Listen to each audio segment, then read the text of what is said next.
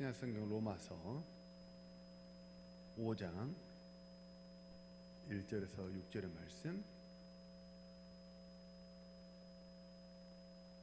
우리 함께 읽겠습니다. 1절입니다. 그러므로 우리가 믿음으로 의롭다 하심을 받았으니 우리 주 예수 그리스도로 말미암아 하나님과 화평을 누리자. 또한 그로 말미암아 우리가 믿음으로 서 있는 이 은혜에 들어감을 얻었으며 하나님의 영광을 바라고 즐거워하느니라. 다만 이뿐 아니라 우리가 환난 중에도 즐거워하나니 이는 환난은 인내를, 인내는 연단을, 연단은 소망을 이루는 줄 알미로다. 소망이 우리를 부끄럽게 하지 아니하면 우리에게 주신 성령으로 말미암아 하나님의 사랑이 우리 마음에 부은 바 되니 우리가 아직 연약할 때에 기약대로 그리스도께서 경건하지 않은 자를 위하여 죽으셨도다. 아멘. 미술사를 보면요, 18세기의 미술사는 사실주의가 주류를 이뤘다고 해요. 사실주의라는 것은 있는 그대로 그리는 겁니다. 그래서 꽃병을 하나 그린다고 그러면 그 꽃병과 얼마만큼 똑같이 그리느냐, 그게 좋은 그림과 나쁜 그림을 판가름하는 기준이 됩니다. 그로부터 시간이 100여 년 정도 흘렀어요.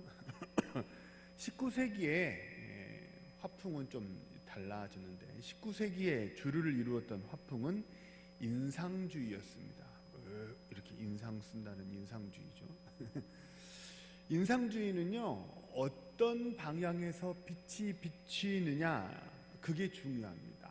왜냐하면 똑같은 이렇게 화병이 하나 있더라도 어떤 각도에서 빛이 비치느냐에 따라서 그림이 달라질 수 있고 보는 모습이 달라질 수 있다는 거예요. 그래서 인상주의에서 중요한 건 뭐냐면요, 빛의 각도예요. 어떻게, 어디서 빛이 비치느냐, 그게 인상주의의 그림을 이제 좌우합니다. 복음은 사실주의보다는 인상주의에 가깝습니다. 신앙은 인상주의에 가까워요. 무슨 말이냐면 요한복음 16장 13절에 보면 이렇게 나옵니다. 그러나 진리의 성령이 오시면 그가 너희를 모든 진리 가운데로 인도하시리니, 그러거든요. 진리의 성령이 우리를 진리 가운데로 인도하신대요. 깨닫게 하신대요. 그거를 한마디로 조직신학에서는 뭐라고 그러냐면 성령의 조명하심이라고 말합니다. 한 번쯤은 다 들어보셨죠? 성령께서 조명, 빛을 이렇게 비춰주신다는 거죠. 성령께서 빛을 비춰주셔서 깨닫게 하신다. 이게 뭐냐면 성령의 조명하십니다. 그러니까 성령께서 어떻게 내게 닥쳐있는 이 일을, 이 상황을 성령께서 어떤 각도로 빛을 비춰주시느냐에 따라서 그리스도인의 해석이 다릅니다. 세상 사람들과 그리스도인의 해석이 많이 다릅니다. 같은 경우보다는 같지 않은 경우가 허다하게 많습니다. 왜냐하면 우리는 세상의 빛보다는 성령께서 비춰주시는 그 빛의 각도가 우리 해석에 있어서 훨씬 중요하기 때문입니다. 그래서 오늘 본문에 보면 3절에 보면요, 다만 이뿐 아니라 우리가 환난 중에도 즐거워하나니, 환난은 인내를 그래요. 환난을 즐거워한대요. 이게 참 이상한 말 아닙니까? 세상 그 어떤 사람이 환난을 좋아하는 사람이 어디 있겠습니까? 그 사람의 심리가 서면 앉고 싶고 앉으면 눕고 싶고, 누우면 어떻게 해요? 자고 싶은 게 사람의 심리죠. 할 수 있으면, 그죠? 할 수 있으면 조금이라도 편해지고 싶은 것이 사람의 마음 아니겠습니까? 근데 환난을 즐거워한대요. 이게 세상 사람들은 도무지 이해가 되지 않는 말이에요. 오직 그리스도인들만 이해할 수 있는 그런 말이라는 거죠. 왜 우리는 환난 중에 즐거워할 수 있습니까? 그 근거가 뭐예요? 환난 중에서 성령께서 빛을 비춰주셔서 뭘 보게 한다는 거예요? 이 환난의 끝에 맺을 그 열매를 성령께서 보게 하시기 때문에, 그래서 어떻다는 거예요? 환난 가운데 즐거워할 수 있다는 거예요. 그래서 이 믿음은 사실 비전과도 되게 많이 연결이 돼요. 비전은 뭐냐면 본다는 거 아니에요. 비전은 라틴어 비지오에서 온 말이 영어의 비전이거든요. 비전은 본다는 거예요. 그죠? 텔레비전, 본다는 거죠. 믿음은 궁극적으로 이 길 끝에 있는 그 열매를 어떻게 하는 거예요? 보게 하는 게, 그게 뭐라는 거예요? 믿음이라는 거예요. 그래서 우리는 그 끝에 하나님께서 우리에게 주실 그 궁극적인 구원의 열매를 우리가 바라보기 때문에 환난 중에도 즐거워할 수 있는 줄로 믿습니다. 그래서 오늘 보면 뭐라고 그러면 3절 이하에 보면 환난, 4절에 보면 환난은 인내를, 환난은 인내는 연단을, 연단은 소망을 이루는 줄 알미로다. 그러죠. 가운데를 탁 건너뛰면 어떻게 되는 거예요? 환난은 소망을 이루는 줄 알미로다. 그러니까 사실 이 소망이 되게 좋은 거예요.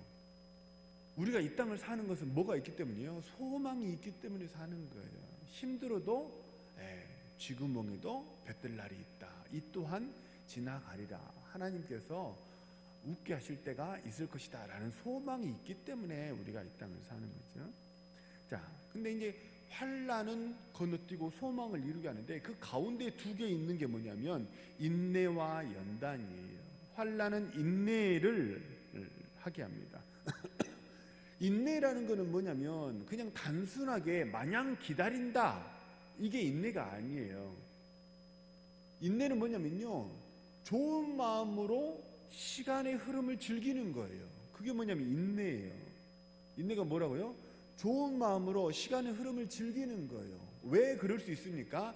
인내할 수 있는 이유는 뭐냐면 약속이 있기 때문이에요. 하나님이 소망이죠. 궁극적으로 이루실 거라는 그 소망에 대한 약속이, 구원에 대한 약속이 있기 때문에 지금 시간의 흐름을 기쁨 가운데 즐거워하며 기다릴 수 있는 거예요. 그래서 인내의 핵심은 기다림이 아니에요. 기다림은 그저 결과일 뿐이에요. 인내에서 중요한 건 뭐예요? 약속이에요. 약속.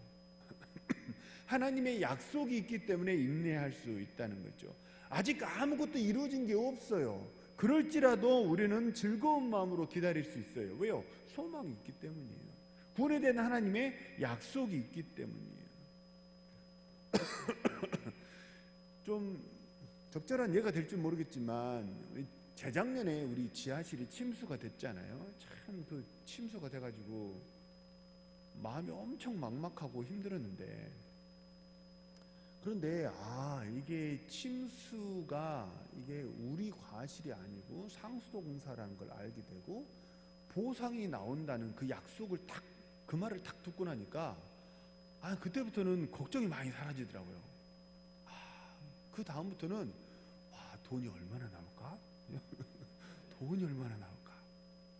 이게 이제 우리 장로님, 우리 집사님 다 같이 해가지고 이렇게 서류를 쓰는데 되게들 서류 쓰시는데 힘들었거든요. 근데 서류가 쓰면 2천만 원 나올까? 3천만 원 나올까?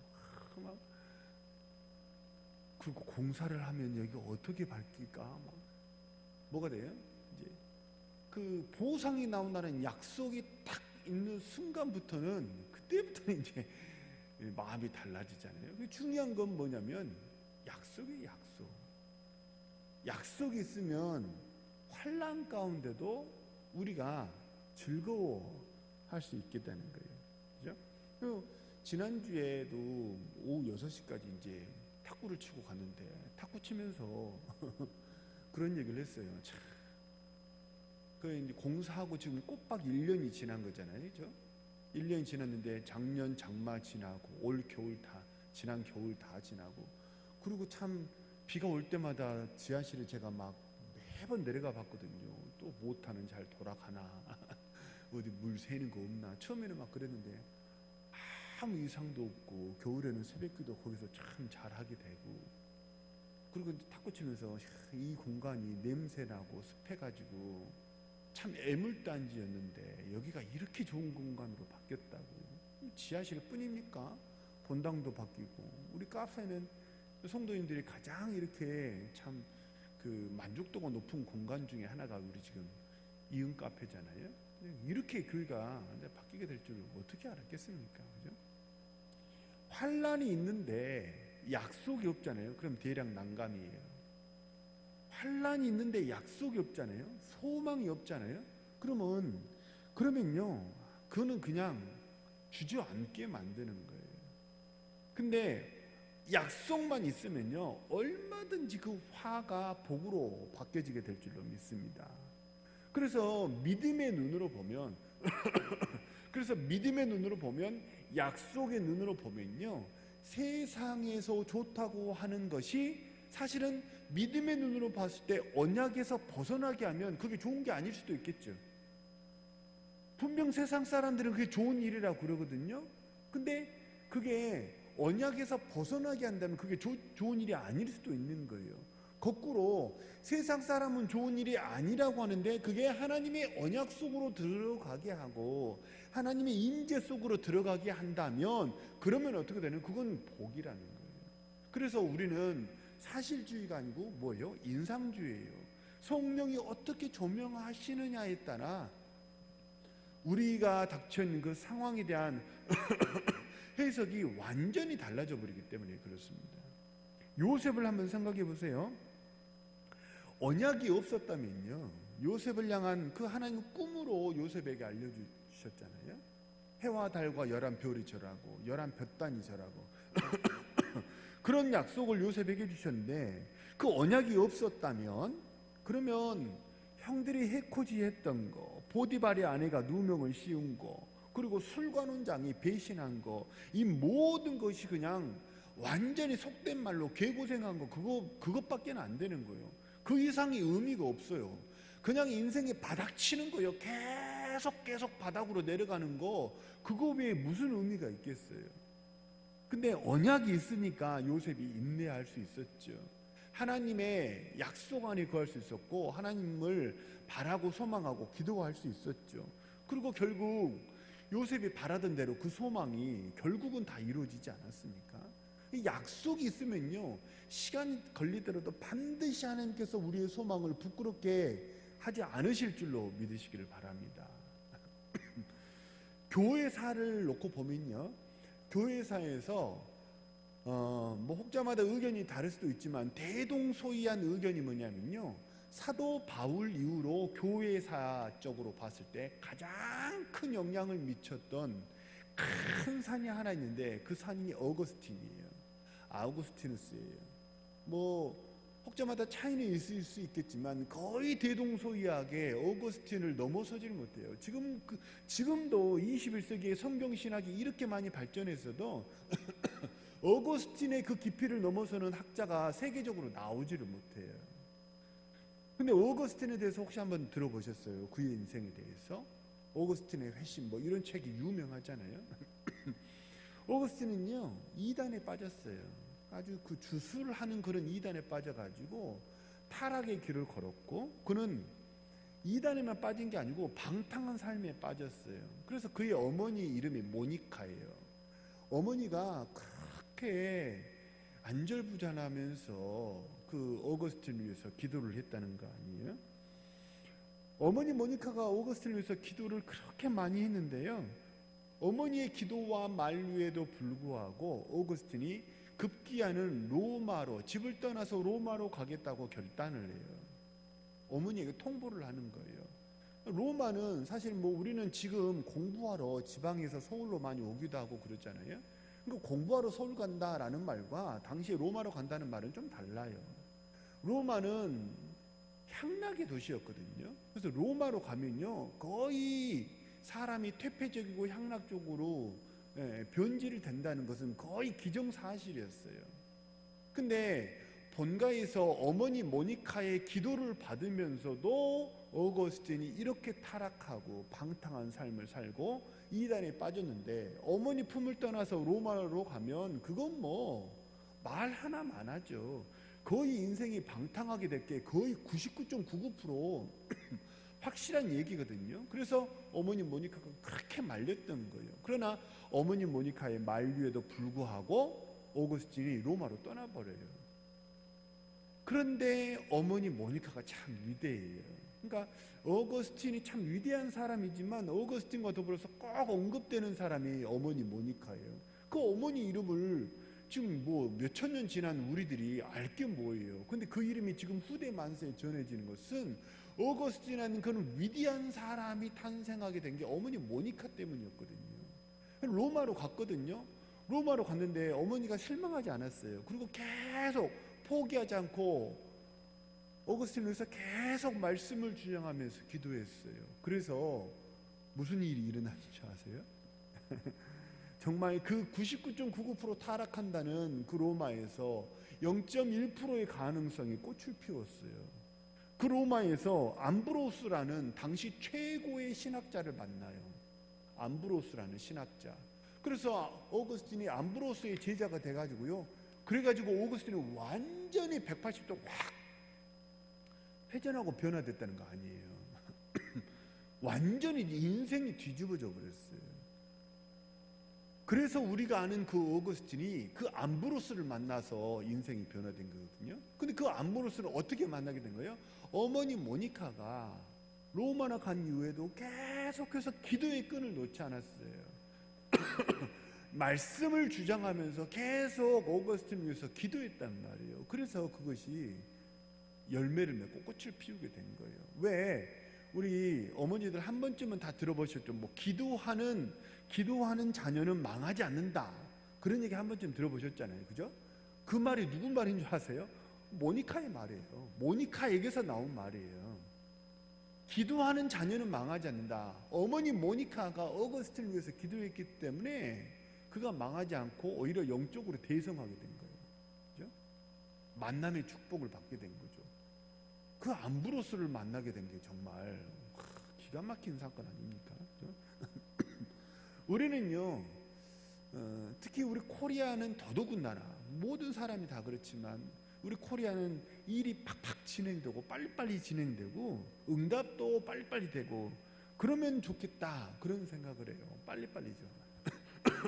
근데 우리의 바람과 소망과 다르게 어떠냐면 사실 일이 응답이라는 게 상당히 더디게 올 때가 거의 대부분이에요. 하나님은 시간의 흐름 속에서 우리들과 만나기를 원하세요. 그 시간의 흐름 속에서 우리와 대화하기를 원하세요. 그래서 하나님은 어제 얘기했나? 오늘 새벽에 했네요. 오늘 새벽에 얘기했나? 기억이 안 나지? 하나님은 오늘 새벽이구나. 하나님은 완성된 잘 포장된 선물을 주지 않아요. 잘 포장된 선물을 주면 선물 받고 땡이에요. 근데 하나님은 어떻게 하세요? 싸워서 얻어갈 현장을 주세요. 우리에게 싸워서 이겨내고 싸워서 정복해야 될 현장을 주시면 어떻게 돼요? 나 혼자 그 싸움 다 할 수 있어요? 없어요? 없어요. 그래서 뭐가 필요한 거예요? 관계가 맺어지게 해요. 영적인 동역자들이 거기서 맺어지게 하고 거기서 공동체가 맺어지게 하고 그러면서 교회가 세워지게 하고 그러면서 하나님을 더 의지하는 사람으로 바뀌는 거예요. 그게 하나님이 주시는 그 궁극적인 마지막 선물보다도 그 과정 속에서 하나님이 우리를 만나시는 이유예요. 그게 과정 속에서 하나님이 우리를 만나기를 원하신다는 거예요. 그래서 하나님은 어떻게 하시냐면 기다리게 하세요. 기다리면서 동역자를 구하게 하시고 함께 기도하게 하시고 더 간절하게 하나님께 엎드리는 그런 시간을 갖게 하시는 거죠.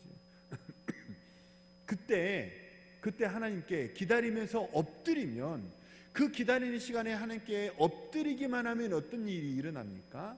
키가 자라는 게 아니고 내구력이 강해지는 거예요. 대나무 아시죠? 대나무는요 그냥 쭉쭉쭉 자라는 그런 나무로 유명하지 않습니까? 그죠? 근데 대나무가 그렇게 쭉쭉 자라다가 성장이 한동안 멈춰지는 시기가 있다고 그래요. 그 시기가 어떤 시기인 줄 아세요? 마디가 맺어지는 시기라고 그래요. 키가 자라지 않고 키가 정체되는 그 시기는 속에 마디가 맺어지는 시기라고 그래요. 그 마디가 있기 때문에 대나무가 태풍이 와도 꺾이지 않는데요. 환란이 왔을 때 꺾이지 않게 하는 것은 뭐예요? 신앙의 마디예요.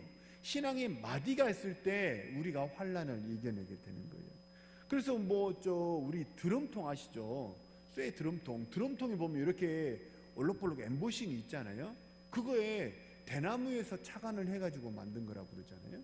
그냥 통짜로 일자로 만들었을 때보다 이렇게 올록볼록 엠보싱을 넣어서 만든 대나무처럼 마디처럼 그렇게 했더니 내구력이 4배나 강해졌대요. 그거를 본따 가지고 만든 게 드럼통이래요. 정리하면요, 하나님은 우리를 인내를 통해서 단단하게 하세요. 환난은 인내를 줘요. 인내는 약속을 바라보면서 시간의 흐름을 기쁨으로 즐기는 거예요. 즐거운 마음으로 기다리는 거예요. 그냥 마냥 우두커니 서 있는 거, 그냥 허벅지를 송곳으로 찔러가면서 참아야 해 이게 인내가 아니라는 거예요. 정서가 뭐예요? 기쁨이요. 복음이 인도하는 그 모든 과정은, 복음은 기쁜 소식 아닙니까? 그러니까 복음이 인도하고 복음이 역사하는 모든 과정에는 뭐가 있어요? 기쁨이 있어요. 그게 달라요. 그리고 그 환난은 인내를, 그리고 인내는 뭘 맺어요? 연단을 맺게 해요. 근데 이게 사실 이 우리말 성경에 인내는 연단을 그랬는데, 연단은 어떤 어감이 드세요? 연단 그러면 막 이렇게 풀무불도 생각이 나고 막 강해지는 거, 또는 막 그런 거 생각이 나지 않습니까? 근데 좀 직관적으로 환난은 인내는 연단을 이라는 말이 이렇게 직관적으로 잘 이해가 안 돼요. 원래 성경의 어감이 잘 안 맞아요. 원문에는 뭐라고 나오냐면요, 연단이라는 말이 도키메거든요. 도키메라는 말의 뜻이 뭐냐면 검증된 평판이라는 뜻이에요. 검증된 평판. 쉬운 성경에 보면요, 단련된 인격이라고 나와요. 그러니까 환난은 인내를 인내하면서 우리 인격이 어떻게 된다는 거예요? 검증이 된, 단단해지고 깨끗해지고 검증받은 사람이 된다는 거예요. 무슨 얘기냐면, 좀 쉽게 얘기하면 저 사람 내가 보증할 수 있어요. 저 사람 내가 확실하게 추천할 수 있어요. 어떤 사람에게 그런 말을 하세요? 내가 겪어보니까 믿을만해. 저 사람 어려움을 이겨내는 거 보니까 사람이 됐어. 하는 거 보니까, 그죠? 충분히 내가 그 사람을 겪어보고 그 사람이 어려움을 어떻게 이겨내는가, 그죠? 그런 것들을 충분히 겪어보고 나서, 그래서 내 마음에 확신이 들기 때문에 뭐라고 그러는 거예요? 저 사람 내가 보장할 수 있어. 저 사람 내가 확실하게 추천할 수 있어. 그 요즘 이제 우리 그 교육자 이렇게 선발할 때 보면, 특히 이제 담임 목사 이렇게 할 때, 우리 동교회는 제가 올 때 그 구비 서류에 추천서가 없더라고요. 저는 사실 그것도 사실 되게 동교회가 좋았어요. 마음에 들었어요. 왜냐하면 추천서가 뭐냐면 내가 보장한다는 거잖아요. 내가 겪어봐서 알기 때문에 이 사람을 내가 보장한다는 거잖아요. 근데 요즘엔 추천서 그렇지 않잖아요. 그냥 부탁해가지고 다 받아요. 형식적으로 추천서를 받아오는 경우가 엄청 많잖아요. 그리고 추천서 써달라고 그러면 모르는 사이도 아니고 아는 사이인데, 추천서 이 사람은 웬만하면 쓰지 마십시오 이렇게 추천서 써주지는 않잖아요. 그죠?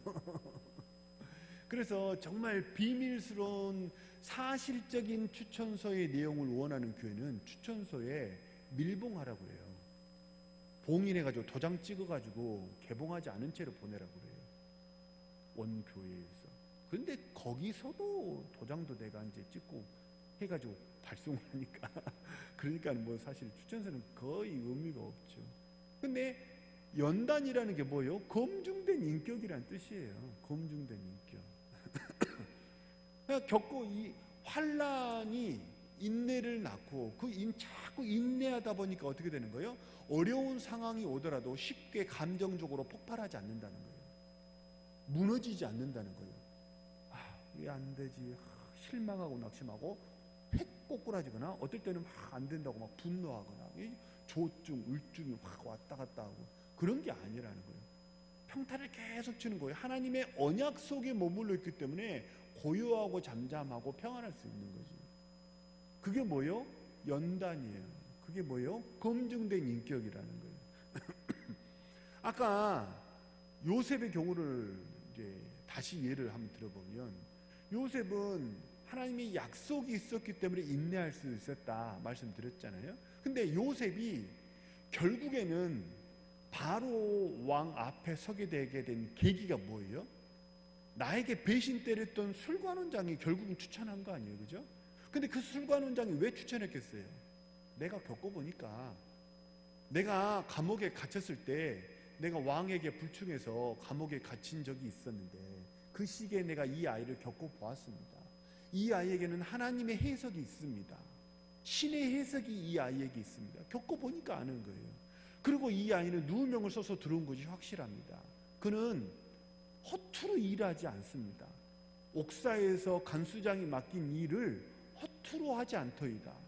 맡겨진 일에 최선을 다하고 성실하게 하고, 그리고 제가 그 아이의 뒷일을 좀 보살펴 주기로 했으나 그렇게 못했나이다.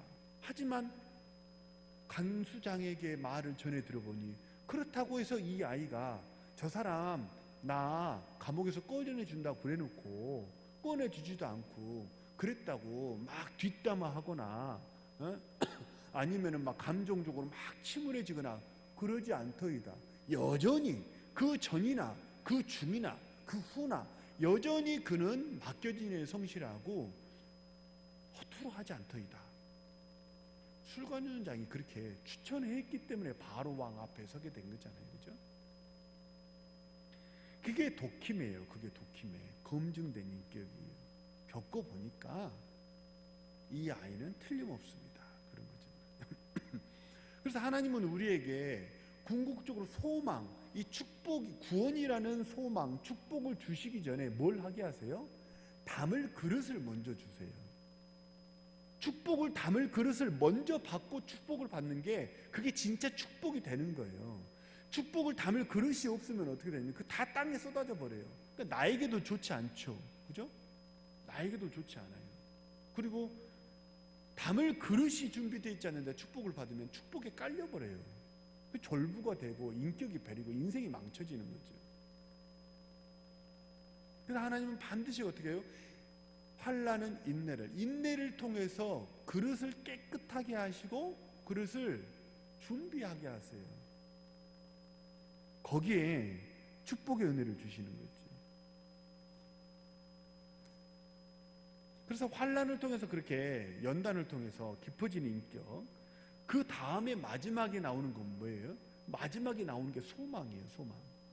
소망은요 마찬가지예요. 이것도 약속의 근거예요. 소망과 희망은 망자로 끝나니까 비슷해 보이지만 소망과 희망은 전혀 다릅니다. 희망은 끈떨어진 연이에요. 그냥 내가 바란다는 거예요. 희망은 장래 희망, 초등학교 때 적잖아요. 그 장래 희망은 꼭 그대로 된다는 보장이 없잖아요. 장래 희망 다 적지 않으십니까? 그죠? 이어담인데 제가 초등학교 때 장래 희망이 뭐인 줄 아세요? 양계장 하는 거였어요. 양계장. 되게 소박하죠. 왜냐하면 저희 집은 5남매였는데, 그러니까 뭐 5남매를 다 이제 키우려고 하시다 보니까 아버지 혼자 벌어서 5남매를 이렇게 키우는 게 되게 힘드셨던가 봐요. 그래서 제가 태어났을 때 그렇지 않은 4남매도 간당간당 힘들어 죽겠는데 5째가 태어난 거예요. 그게 저예요. 그러니까 제가 태어났을 때 우리 집이 경제적으로 제일 힘들었대요. 나중에 얘기를 부모님께 들어보니까. 그런데 이제 형들, 누나 형들이 뭐 이제 고등학교, 대학교를 이제 다니는데 도시락을 옛날에 다 싸가지고 다녔잖아요. 그러니까 어머니가 도시락을 하루에 10개 싸야 되는 거예요. 각각 2개씩. 제가 중학교 때부터 이제 2개씩 먹었으니까. 도시락을 10개 싸니까 밥을 2솥 하셨어요. 한 솥은 도시락밥 싸면 끝이에요. 한 솥 하면 아침밥 먹고 이제 가족들이 먹는 거예요. 그러니까 이게 식비로 너무 많이 나가니까 도시락 반찬이 문제야, 반찬이. 도시락 반찬에 제가 진짜 먹고 싶었던 게 계란말이였어요. 옆에 친구가 계란말이 싸운 거 보면요, 그렇게 부러워가지고. 그래서 지금도 제가 계란말이를 굉장히 좋아해요. 그래서 제가 좋아하니까 우리 아이도 계란을 많이 먹어요. 사실은 아침마다 스크램블을 해가지고 이제 거의 일주일에 거의 뭐 이제 월화수목금 5일이라고 치면 학교 가는 게 5일이니까 월화수목 5일 중에 거의 3일은 제가 스크램블을 해가지고 거기에 들어가는 것만 좀 바뀌어요. 베이스가 거의 계란이에요. 또 뭔가 꽂히면 제가 막 계란을 풀어가지고 계란말이를 또 제가 직접 합니다. 사실 내가 먹고 싶어서 그래.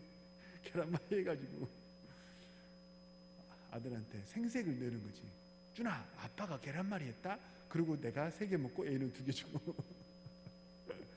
계란말이 그렇게 좋아. 장래 희망이에요. 근데 양계장한 게 아니고 목사하고 있잖아요.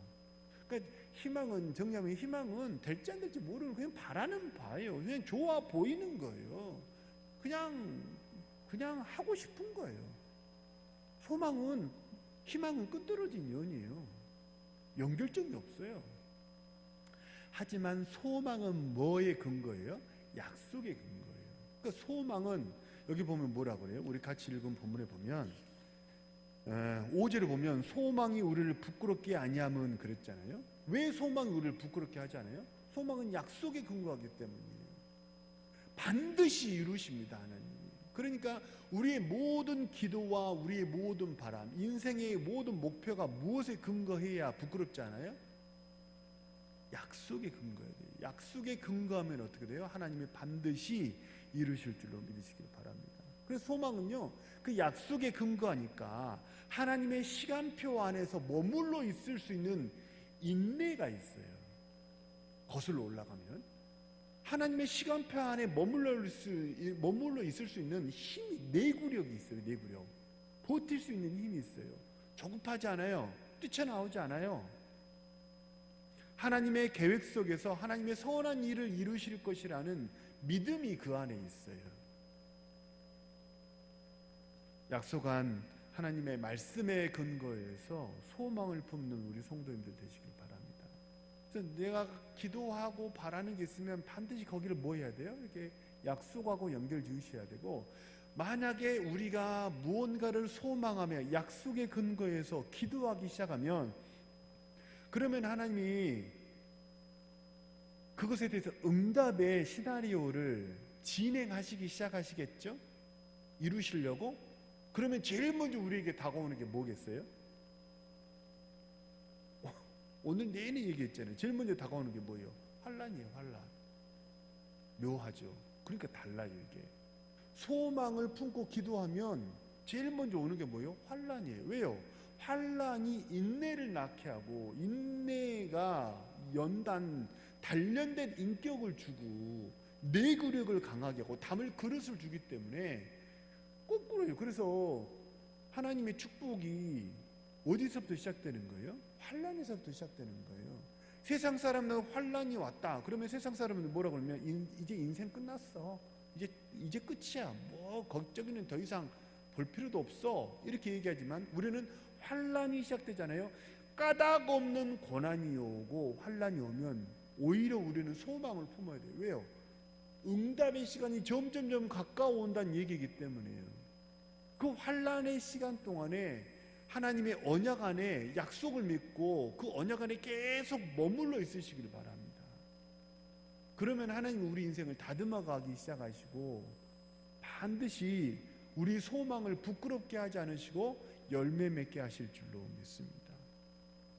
이 6절의 말씀을 보면 이제 결론이에요. 그래서 우리가 아직 연약할 때에 기약대로 그리스도께서 경건하지 않은 자를 위하여 죽으셨도다 그러잖아요. 이게 6절에 뭐예요? 구원이에요. 한마디로 말하면 그리스도께서 죽으셨다는 거잖아요. 누구를 위해서? 말도 안 되게 경건하지 않은 자를 위해서 죽었다는 거잖아요. 이거 쉽게 말하면 무슨 얘기예요? 내가 받을 만한 이유가 없는데 하나님의 축복을 줬다는 거예요. 이걸 한마디로 두 글자로 말하면 이게 뭐라고요? 은혜라고. 은혜. 받을 만한 이유가 없는데 하나님이 나를 위해서 축복을 주시는 거예요. 그래서 연단까지 다 가고 나면 그러면 소망이 우리를 부끄럽게 하잖아요. 그리고 구원의 축복이 이루어지는 거예요. 은혜가 부어지게 되는 거예요.